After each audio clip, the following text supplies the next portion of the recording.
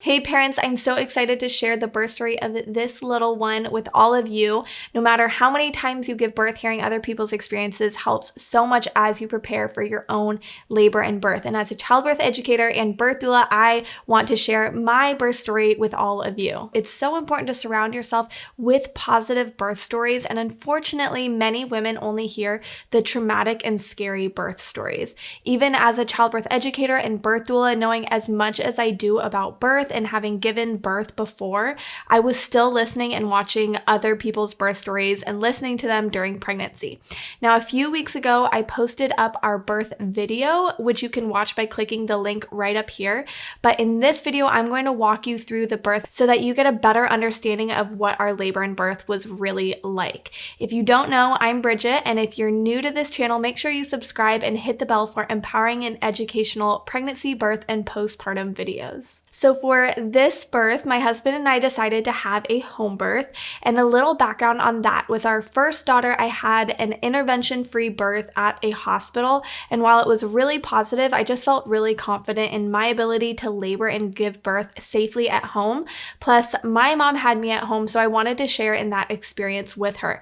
And with COVID and hospital protocols, we just felt a home birth was what would be best for our family.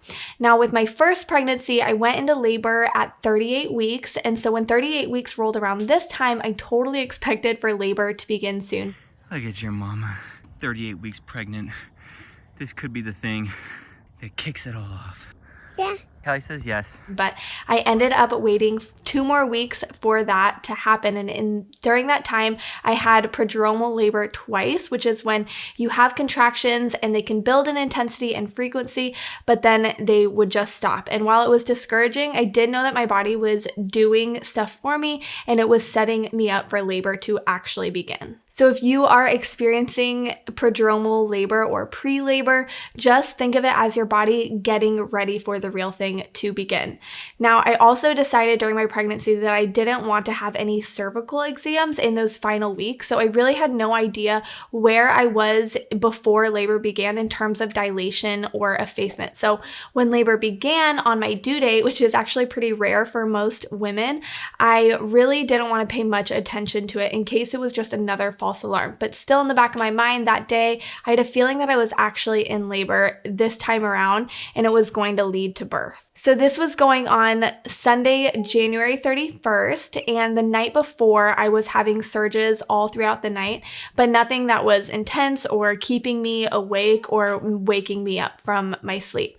Then morning time rolled around and I was having some surges that were a little stronger but not frequent, and I didn't want to put the day on hold and I didn't want to tell anybody because I didn't want to feel pressured that anything needed to happen. I just wanted to spend the day like nothing was happening. And really, this is some of the best advice that I can give to especially first-time parents when this is your first baby. A lot of times parents with their first few contractions are like, okay, it's go time to really focus on labor, start doing my comfort measures that I learned in the Built to Birth course, etc., not knowing that labor can often take a while or that it might not actually be labor at all. And if it is, the longer you can distract yourself and not pay attention to your surges, the shorter your labor will feel. So since that morning, I was probably having irregular contractions about every 10 to 30 minutes apart, which usually means that you're in the very early stages of labor. And because I could easily breathe through them and talk through most of them, I didn't bother timing them or paying attention to them, and it didn't really feel like labor had started. So we were with family that day. We went to put my daughter down for a nap, and I laid down to rest too. And that's another thing that I would recommend for parents who are in early labor is to find time to rest.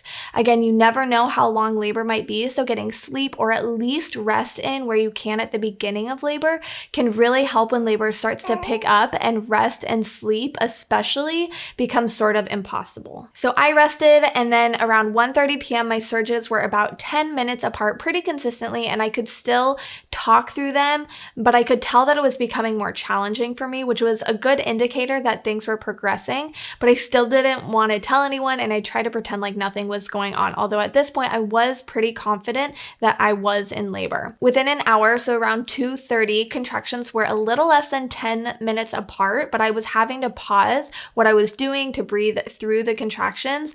But then between surges, I was still totally myself. I was able to think straight, talk normally, and act normally, which indicated that I still had a while left to go before birth. But I still finally decided to tell my husband that I was pretty sure I was in labor and that we should head home soon, since we were at my in-laws and we lived like 50 minutes away from them. So we packed up our things, we got Callie up from her nap, and then within 15 minutes after telling my husband, my surges leapt to about like 5 minutes apart. But again, I was just breathing through them, relaxing through my surges. And then between, I was totally normal and fine, so I didn't feel like things were really too far along. Labor still felt pretty easy, probably due to how relaxed I was able to be. So at that point, we started heading home, and in the car, my surges got to be about 3 minutes apart. And my husband told me to reach out to my birth team, which I'm so glad I did, because I didn't really want to, because I think I was just afraid I was going to jinx labor if I did. I don't know, I was being irrational, but I ended up contacting them, and I let my midwives know that I was having surges regularly, that they were growing in intensity and frequency, and so they told me that I should let them know whenever I wanted them to come to me. So I got home around 4 p.m. and that's when I feel like labor really started, when my surges were undeniable, were coming really consistently and growing in intensity, and I had to use my comfort measures to manage the surges effectively. And then in between surges, I remained pretty focused, quiet, and internalized, and that really showed me that things were picking up and progressing. So although I technically had been in labor all day, because I didn't allow myself to focus on the surges, it really didn't feel like labor had started until 4 p.m. But at this point, things really started to progress quickly. So I got in the bathtub with my daughter, which I totally recommend for any woman in labor, because water is so therapeutic, whether that's a shower or a bath, and it can really allow your body and your mind to just relax and allow labor to progress. And I was probably in there for at least 30 minutes. And when I was in the tub, I told my midwives I thought that they should start heading over, because it would take them about an hour or so to get to my house. So I spent a while in the tub, and then I decided to get out and do some meditation affirmations on the birth ball. At this point, I was really focusing on relaxing using my deep de-stressor breath, which is the greatest labor tool that you can have in your toolbox. Before you go into labor, you need to know how to breathe, and I teach in depth about it in my Built to Birth course.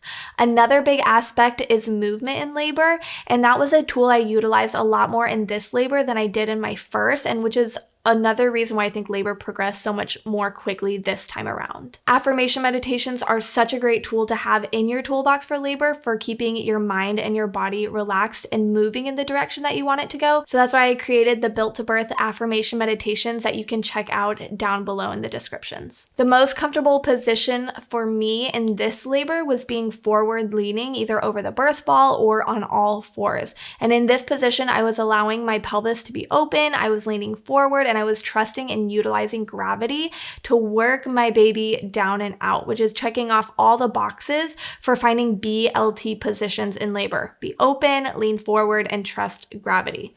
I was also having some back labor this time around, so I started using my electric heating pad at this point, which felt so amazing and added just an extra layer of comfort that diverted my mind from focusing on the intensity of my surges. And I teach you all about this theory called the gate control theory in the Built to Birth course that helps flood your body and your brain with good sensations to take away from the more uncomfortable ones to make labor more comfortable. So by around 5:30, my surges were about 2 minutes apart, and the only positions that felt comfortable to me were being on all fours, but I was getting a bit tired from the surges, so I moved from the birth ball to the bed to try to rest between surges. I did try lying on my side for a minute on the bed, which I basically did for the entire time my first labor, but I found it so uncomfortable, so I moved back to my forward-leaning position with a pillow under my chest and head, and then I was able to rest between surges. Now, in my first labor, my water broke at the beginning of labor, and this time it it didn't break till I was deep into active labor, which I'm actually really grateful for, because while your water is intact, labor is usually a bit easier because you have a little cushion from your amniotic fluid between your baby's head and your cervix. But then once that breaks, that cushion disappears and then labor progresses faster after that, but it's usually also more intense. So my water broke at around 5:30, and I remember telling my husband and my sister-in-law that things were about to get way more intense, which they definitely did. Surges were like a minute apart after that, and I was deeply moaning through each one, and the vocalization really helped me stay focused and in control of the powerful surges. Plus, my husband was either rubbing my back or he was holding my hand, which was one of the other ways that I found so much comfort in labor. So after just a few minutes of my water breaking, I knew I was in transition, which is when the cervix is doing the last little bit of dilation from about 7 or 8 centimeters to 10 centimeters being complete before you can start birthing your baby. And I knew that I was in transition because of, one, the timing of my surges and how I was coping with them, but also because I had this thought that I should just go to the hospital and get an epidural.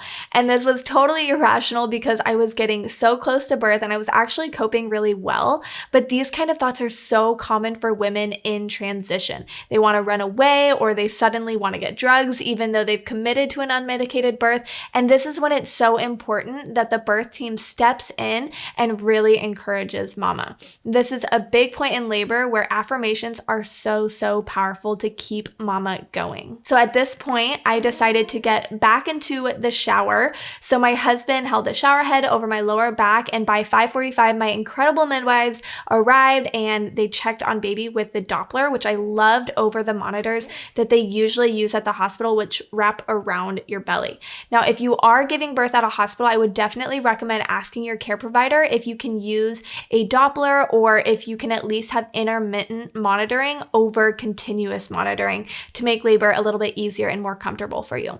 Anyways, my midwife, Amanda, asked me if I felt like pushing, and at the start of the surge that I was having, I didn't. And then by the next surge, I did. So really quickly, things changed again, and then my body really took over and started pushing for me. It's hard to understand what I mean when I say that if you haven't experienced labor or an unmedicated labor before, but seriously, as you get closer to birth, your body just starts pushing for you and you kind of just have to go along with it.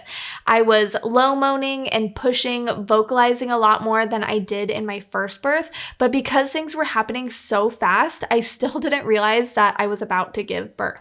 The pushing stage of this labor was way more intense than with my first birth, and when my midwife told me that I was going to give birth soon, I didn't believe her even though I was already pushing. I feel like the whole labor from the time that I got home till I gave birth, my body was just moving so fast that my mind couldn't keep up with labor. And this time around, it was so much more of a mind game than it was the first time for me. So I pushed through a few surges, and then without even realizing it, I birthed my daughter's head. Is she okay? Yeah. Yeah, she's just taking her time. Yeah, go. Just breathe. Hi. Just breathe. Baby's here. Go. Wait, she's here? She's No, her head is She's born. coming out. What? She's coming out. She's coming out. Looking back, I did feel a tiny bit of the ring of fire, but again, it was just so fast that I didn't even realize she was already being born. So I didn't really put 2 and 2 together. So after the surge was over and my daughter's head was born, usually in a hospital setting, the doctor will manually turn your baby's head to encourage their body to also turn and to birth their shoulders through the pelvis. And they'll instruct you to push again, even if the surge is over, and then they'll pull the baby out. This happened for my first birth and I hated it so much. So this time around, I love that my midwife just allowed my body and baby to work together in their own timing for my daughter to be born, because unless it's an emergency, this maneuver definitely doesn't need to happen. Now, when my daughter's head was born, she had what was called a nuchal hand, which means that she was born with her hand up by her face, which actually made made the pushing stage a little bit slower than it probably would have been if she didn't have that.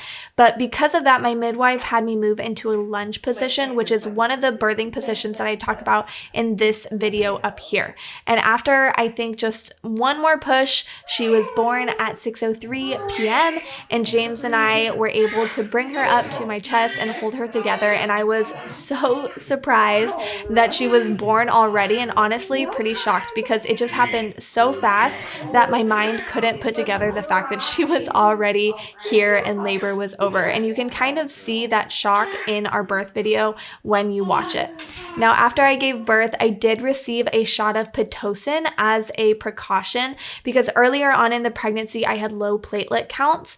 And although they did come back up, we wanted to be extra careful to avoid excessive bleeding after birth. So my midwives and I decided that the shot was just a good idea. And the reason for the injection of Pitocin is to make sure that your uterus after your baby is born keeps shrinking down and contracting efficiently to help expel the placenta, because if the placenta is retained for too long after birth, it can lead to excessive bleeding. I gave birth in my tub, and then from there I just walked over to our bed, and it was the best feeling after giving birth to just be able to fall asleep in my own bed and to be in the comfort of our own home. The best part of having a home birth, in my opinion, is that you're just able to be in the comfort of your own home through and after labor especially. You know your care team personally, because in most hospitals, you don't necessarily know the doctor or nurses who are going to be taking care of you in labor. And then with and out of hospital midwifery care, mamas get so much more care after birth.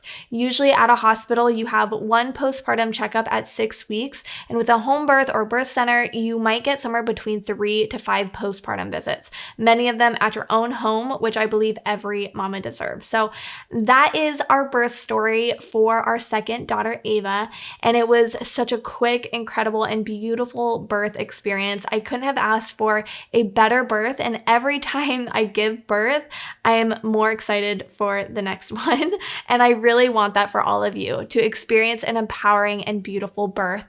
And the first step in accomplishing that is educating yourself. You've heard me referencing the Built to Birth class throughout my birth story, and I'm not just trying to sell you something. It truly is my passion to help you have a happier, healthier, and easier birth. And the Built to Birth course gives you the foundational building blocks for that to become a reality for you. Now, if you're not ready to commit to the full course, there is a free mini class for you and your partner that you can take, and you can access that in the link down below. So I hope you are encouraged by our birth story and know that no matter what kind of birth you have, that it can be a beautiful and positive experience. So thanks for listening to our birth story, and I will see you in the next video. Bye, everyone.